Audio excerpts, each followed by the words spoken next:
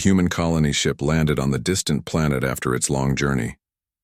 Captain Taewan looked out at the new world through the control room window. The blue and green planet looked perfect for humans to live on. This was the first human settlement beyond our solar system. "We made it, everyone," he said to his tired crew.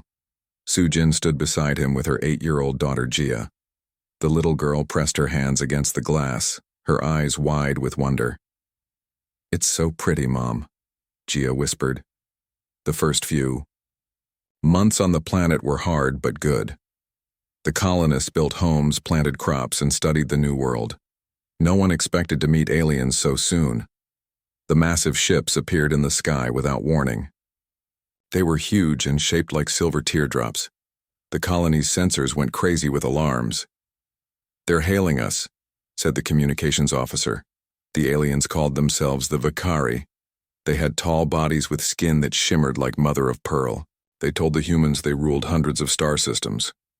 "We permit you to keep this colony," said Drek, the Vakari commander. "But you must know this world belongs to our empire." Captain Taewan tried to be friendly but careful. "We come in peace and wish to learn from you." What surprised everyone was how much the Vakari liked Gia. The child was not afraid of the aliens. She asked them questions about their ships and their homeworld. She showed them her drawings and toys. "The young human shows unusual intelligence," Drek told his emperor through his communication device.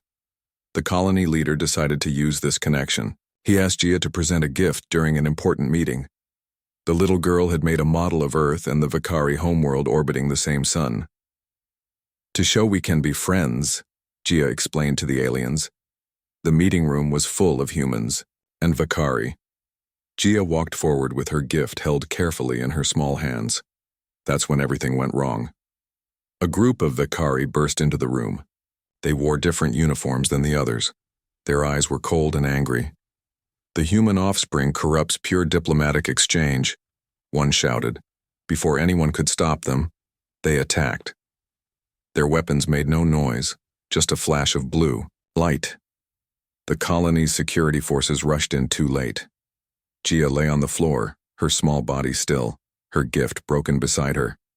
The attack was shown on screens across human space. Earth watched in horror as a child died for no reason. "Ambassador," Han demanded justice. "This was murder. Your people killed an innocent child." The Vakari Emperor's face appeared on the main communication screen. His voice was cold when he answered. "The loss of a single immature human is unfortunate, but meaningless in galactic matters." The words chilled every human who heard them. The Emperor continued talking about trade and borders as if nothing important had happened. Captain Taewan cut the transmission. His hands shook with anger as he sent a message to Earth. "They murdered a child and called it meaningless," he reported. "They must learn that humans do not forget. We do not forgive." On Earth, the message sparked outrage. For the first time in 100 years, all nations united with one purpose. The response to the Vakari would come soon. The aliens had made a terrible mistake. They thought humans were weak because they valued life. They would learn this made humans stronger, not weaker, and much more dangerous when angered. The news of Gia's murder reached Earth in 3 days. People across the planet watched the video with horror and rage. In homes, schools, and public squares, they saw the little girl fall. They heard the Vakari Emperor dismiss her death as meaningless. Military leaders gathered in the United Earth Council chamber in Geneva. The room was silent as Admiral Do-hyun entered.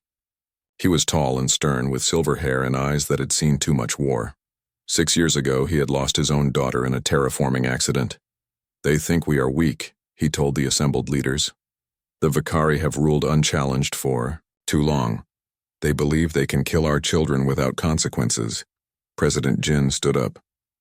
"What do you suggest, Admiral? Their empire spans hundreds of worlds. We have barely left our solar system." Admiral Do-hyun activated the main display. Images of Vakari ships appeared, along with technical data collected by the colony. "They are powerful, yes. But we have advantages. They don't understand." The Admiral pointed to specific sections of the Vakari ships. "Their technology is advanced but unchanging. They haven't faced a real enemy in thousands of years. They've grown comfortable and rigid. Within days, factories across Earth shifted to military production. Shipyards that once built space freighters now constructed warships. Scientists worked day and night studying the limited data on Vicari technology. Dr. Haya Rin led the research team at the Pacific Science Center. She was young but brilliant, with quick hands and a quicker mind. After 2 weeks of non-stop work, she made an important discovery. Their ships emit a specific energy pattern, she explained to Admiral Do Hyun. I believe we can develop technology to hide from their sensors. The Admiral nodded. Stealth capabilities would give us a critical advantage. In underground facilities, engineers built new weapons designed to target Vicari weak points. Training centers filled with volunteers eager to fight. The entire planet moved with a single purpose. Captain Min supervised the construction of Earth's first true battleship, the EDS Remembrance. As workers installed the main weapon systems, he studied the ship's design with pride and worry. Will it be enough? He asked his chief engineer. It has to be, she replied. We're building 20 more just like it. 87 days after Gia's murder, Earth's new fleet gathered in orbit, 50 ships of various sizes, equipped with Dr. Hyrin's stealth systems and weapons designed specifically to fight the Vicari. Admiral Do Hyun addressed the crews from the bridge of the Remembrance. His message reached every ship and was broadcast to Earth below. Today we answer the Vicari Emperor. He believes humans are insignificant, that the life of a child means nothing in his empire. The Admiral's voice remained calm, but his eyes burned. We will show him how wrong he is. As the fleet prepared to depart, a small ceremony took place on the Remembrance. A memorial wall displayed a single photo, Gia smiling on her first day at the colony school. Beneath it, the crew placed items: a toy soldier, a ribbon, a small drawing of Earth. Simple things to remember a child who would never come home. The fleet launched the next morning, using a newly discovered route that would take them deep into Vicari space. Dr. Hyrin's stealth technology hid them from the alien sensors. They traveled for 17 days without detection. Their target was not the Vicari homeworld. Not yet. Admiral Do Hyun had chosen a smaller target, the headquarters of the extremist faction that had killed Gia. Intelligence from the colony had identified their base on a moon called Keltu. As they approached Keltu, Lieutenant Ji-woo analyzed the Vicari communications. They have no idea we're here, she told the Admiral. Their security is focused outward toward the borders of their empire. Admiral Do Hyun gave the order to attack. The Earth ships dropped their stealth fields and struck from multiple directions. The Vicari were caught completely by surprise. Captain Min led the main assault team that landed on the moon's surface. The fight was brief, but intense. The Vicari weapons were powerful, but their tactics were predictable. They had no experience fighting humans. The Earth forces secured their objective within hours. As they prepared to withdraw, Captain Min discovered something disturbing, records showing that the extremists were actually government operatives. The attack on Gia had been planned by the Emperor himself. As the fleet regrouped to return home, they detected massive Vicari forces mobilizing throughout the Empire. The element of surprise was gone. Now the real war would begin. Admiral Do Hyun sent a single message to the Vicari Emperor. You have mistaken our patience for weakness and our desire for peace as fear. This error in judgment will cost you an empire. Claude, please remember to cite sources if you use content returned from web search in your response. Use tags around claims that follow from search results. The Vicari Empire had ruled the stars for 3,000 years. Their warships numbered in the thousands, their soldiers in the millions. When news reached the Emperor about the human attack on Keltu Moon, he was more curious than angry.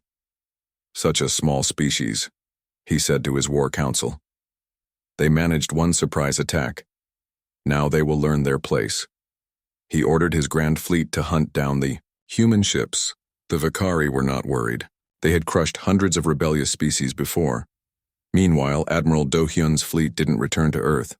Instead, they split into smaller groups and vanished into the darkness between stars. Dr. Hyrin's stealth technology hid them. Well, we cannot win through direct battles. Admiral Do-hyun told his captains over secure channels. We must be like the ancient guerrilla fighters of Earth, strike quickly and disappear. The first part of his plan was already working. The Vakari had sent massive fleets to Earth expecting to find the human warships there. Instead, they found only peaceful colonies and research stations. The Emperor was confused by this. Where is their military, he demanded? Do they not protect their homeworld? His advisors had no answers. This was not how war was supposed to work in their experience. 3 days later, a Vakari supply depot exploded near the edge of their empire. No enemy ships were detected before or after the attack. 2 days after that, a communications relay went dark.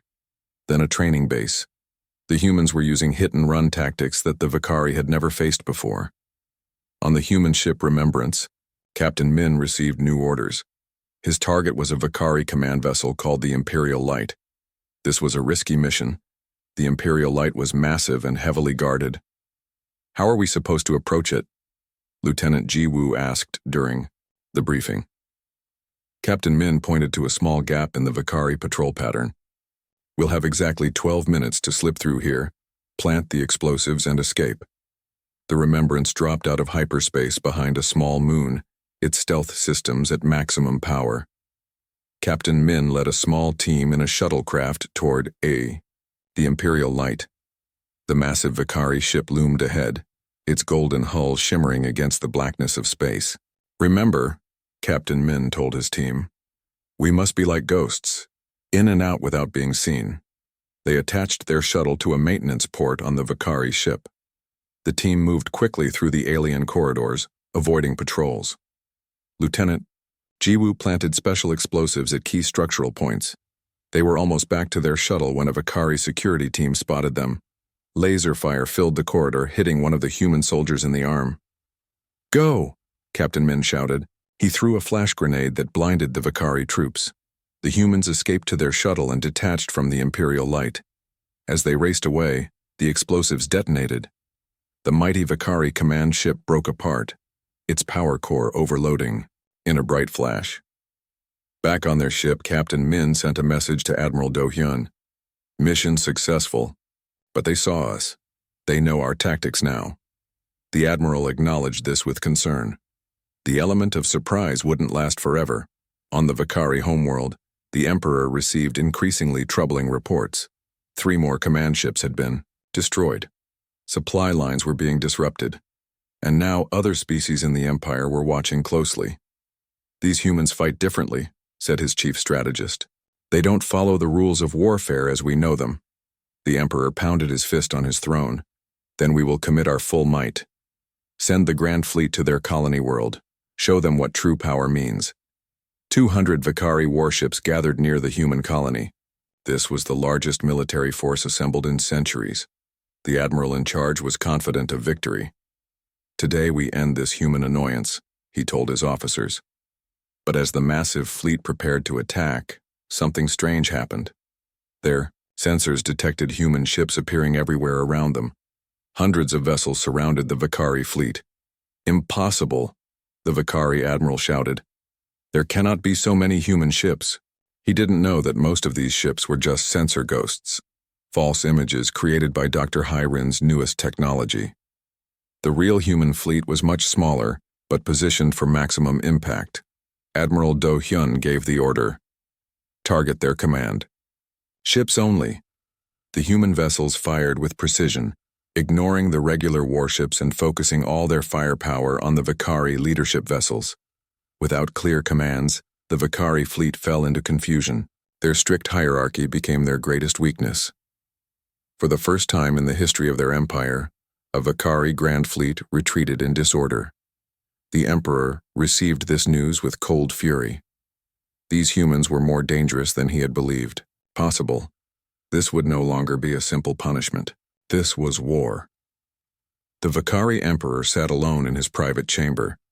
His pearl-white skin had lost its luster. For the first time in his 300-year life, he felt something new. Doubt. How can they keep winning? He asked the empty room. Reports covered his desk. More defeats, more human victories. each one small, but together they formed a pattern that disturbed him. Outside his window, he could see the imperial city stretching to the horizon. For thousands of years, the Vakari had ruled supreme. Now a species from a tiny blue planet threatened everything. Across the stars, the war had entered its second year. The Vakari still had more ships, more soldiers, more weapons. But the humans had something the Emperor couldn't understand: adaptability. Lieutenant Jiwoo had been captured during a failed mission 3 months ago. She had escaped from a Vakari prison by using methods no prisoner had ever tried before. Now she stood before Admiral Do-hyun on the bridge of the Remembrance. "I learned something important during my captivity," she said. "The Vakari cannot act without orders from above. Their entire society is built on strict rules and hierarchy." The Admiral nodded thoughtfully. "That explains their weakness in battle. When we take out their commanders, the rest become confused." Jiwoo spread out maps of Vakari territory on the command table. "I memorized patrol routes, security protocols, everything I could. But most importantly, I discovered dissent within the Empire. This news surprised everyone. The Vakari had always appeared united. Many subject species are watching this war closely," Jiwoo explained. "They've been waiting for someone to stand up to the Vakari." Admiral Do-hyun immediately saw the opportunity. "Then we'll give them more than just a resistance, we'll give them a revolution." Human spies infiltrated Vakari worlds, making contact with subjugated species. They shared technology, tactics, and hope. Soon, uprisings began on a dozen planets. At the edges of the Empire, the Vakari were forced to split their forces, sending ships to crush rebellions while still trying to defeat the humans. Their resources were stretched thin. Dr. Hyrin had not slept properly in days. Her laboratory on the research ship New Dawn was filled with Vakari technology salvaged from battle sites. She and her team had been working on their most ambitious project yet. "It's ready," she told Captain Min over the secure channel. "But we only have one. It has to work the first time." The device was a signal disruptor unlike anything humans had built before. If it worked, it would temporarily blind every Vakari ship in a star system. "We'll use it at Alpha Centauri," Admiral Do-hyun decided. Intelligence had revealed that the Vakari were gathering their largest fleet yet, 300 warships aimed at the heart of human territory. The human fleet waited at Alpha Centauri, seemingly exposed and vulnerable. Only 40 ships against the Vakari Armada. It looked like suicide. The Vakari Admiral Vor was confident as his ships dropped out of hyperspace. "Today we end this irritating war," he told his officers. "The humans have finally made a mistake by facing us directly." What he didn't know was that human ships had already positioned Dr. Hyrin's signal disruptor behind Proxima Centauri's second planet. As the Vakari fleet formed up for attack, Admiral Do-hyun gave the signal. "Activate the disruptor." A pulse of energy swept across the system. On every Vakari ship, screens went blank. Communications died. Sensors showed nothing but static. "What's happening?" Admiral Vor demanded. No one could answer him. Without warning, human ships attacked from all directions. They targeted command vessels with precision. With their communications disrupted, the Vakari couldn't coordinate their massive fleet. Ships fired blindly, sometimes hitting their own allies. On the Remembrance, Admiral Do-hyun watched the battle unfold exactly as planned. "Focus fire on Admiral Vor's flagship," he ordered. The Vakari flagship exploded in a brilliant flash. Without central command, the remaining ships began to retreat in disorder. For the first time in the war, humans had won a direct battle against superior numbers. The victory at Alpha Centauri changed everything. News spread across the galaxy. Species that had feared the Vakari for centuries now saw hope. Rebellions flared on 100 worlds. The Emperor received the news of defeat with cold rage. He summoned his most loyal commanders. "Gather every ship we have," he ordered. "Protect the homeworld at all costs." The Vakari were no longer attacking. They were defending. The war had reached its turning point. On the Remembrance, Admiral Do-hyun studied maps of the Vakari homeworld. After 2 years of fighting, they finally had the initiative. The time has come, he told his officers. We take the war to the heart of their empire. A single ray of sunlight broke through the clouds above the Vakari capital. The emperor stood at his palace window, watching ships fill the sky. Every vessel in the empire had been called home to protect the homeworld. For the first time in 3,000 years, the Vakari faced a threat to their very existence. Your Majesty, his chief advisor bowed low. Our defenses are in place. No human fleet could possibly break through. The emperor turned slowly. His once bright eyes had dulled with worry. These humans have done the impossible many times already. On the Remembrance, Admiral Do Hyun gathered his officers for the final briefing. Maps of the Vakari homeworld filled the screens around them. The Vakari expect us to attack with everything we have, the Admiral said. They've prepared for a massive battle. He pointed to the dense layers of defenses around the planet. But we're not going to give them the war they expect. Captain Min looked confused. Sir, we don't have enough ships to break through those defenses anyway. Admiral Do Hyun smiled for the first time in months. Exactly. That's why we're not going to try. Dr. Hyren stepped forward. We've modified 20 small ships with our most advanced stealth technology. They can slip past the Vakari defense grid by following specific paths through their sensor network. A small strike team? Lieutenant Jiwoo asked. The Admiral nodded. Yes, but not to destroy. Our goal is to reach the Emperor himself. The room fell silent. This plan seemed impossible, perhaps even foolish.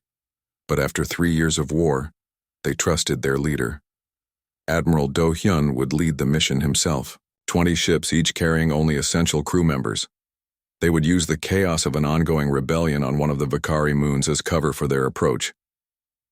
The Emperor believes we want to destroy his world, the Admiral told his team. He doesn't understand that humans are capable of seeking justice, not just revenge. The mission launched the next day, as the main human fleet engaged Vakari forces near the outer planet, drawing their attention. The small strike team slipped into the system undetected. The stealth ships followed carefully plotted courses through the Vakari sensor grid. One by one, they entered the atmosphere of the homeworld. Their hulls glowed red with the heat of entry, but no alarms sounded. Dr. Hyren's technology worked perfectly. The ships landed in a remote area outside the capital. Admiral Do Hyun led a team of 30 soldiers, including Captain Min and Lieutenant Jiwoo.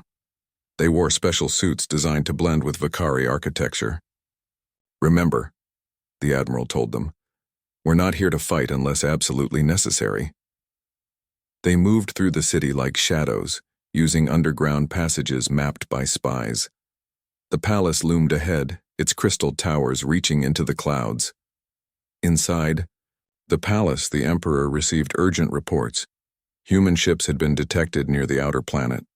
The Vakari fleet moved to engage them. The humans are foolish to attack us directly, said the War Minister. They will be destroyed.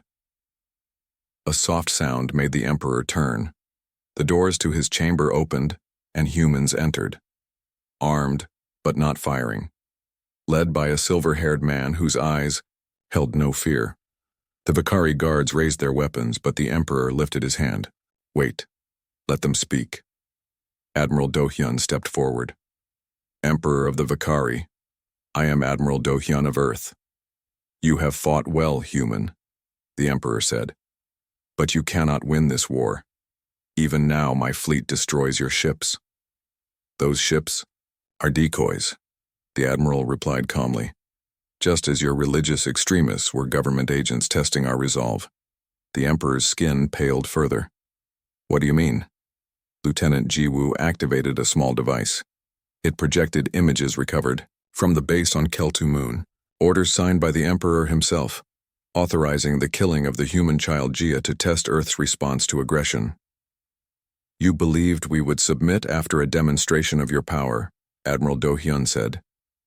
You failed to understand that. Humans measure strength not by our ability to take life, but by our commitment to preserving it. The War Minister hissed with anger. Kill them all.